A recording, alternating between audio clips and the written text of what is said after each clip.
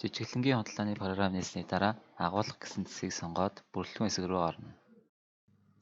Тухайн багцад ямар бараа материал багтаж байгаа вэ гэдгийг бүрэлдэхүүн хэсэгт тодорхойлон үүсгэх шаардлагатай. Create буюу үүсгэх тавшин дээр даран шинээр багц үүсгээд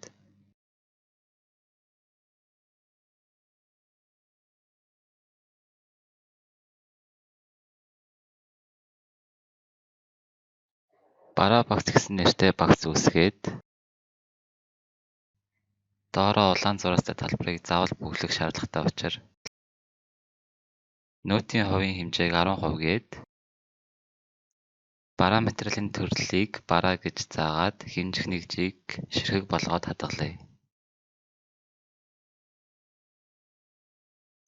Шинээр үүсгэсэн багцаа сонгон тухайн багцад ямар бараа материал багтах вэ гэдгийг сонгож өгнө. Дараа нь дагалдах хэрэгслэлээр бараа M10 гэдэг бараа материалаас нэг ширхэг орно гэж зааж өгөөд үнийн хувь дээр бараа M10 гэдэг барааны үнийн хэдэн хувийг оруулахыг зааж өгөөд хадгалъя.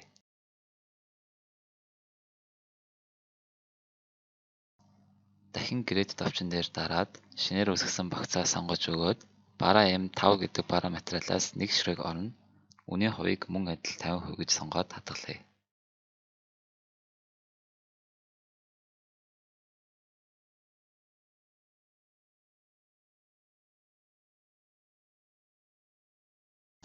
Бүрэлдэхүүн хэсгээ зааж өгсөний дараа бараа угсрах хэсэг рүү орон Create тавчин дээр дарснаар шинээр бараа угсрах баримт үүснэ. Бараа авах гэж буй байгууллага болон агуулгаа зааж өгөөд бараа материал дээр сая үүсгэсэн багцаа сонгож өгнө.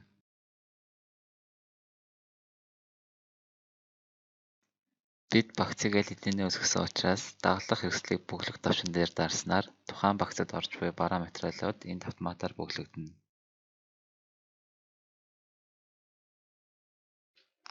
Сүүлд нь Post and Close тавчийг дарснаар бараа угсрах баримт маань үүснэ.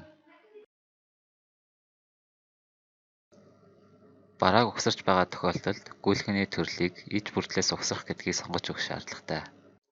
Хэрэв бараа материалыг задлаж байгаа бол иж бүртлээр задлах гэдгийг сонгож өгнө.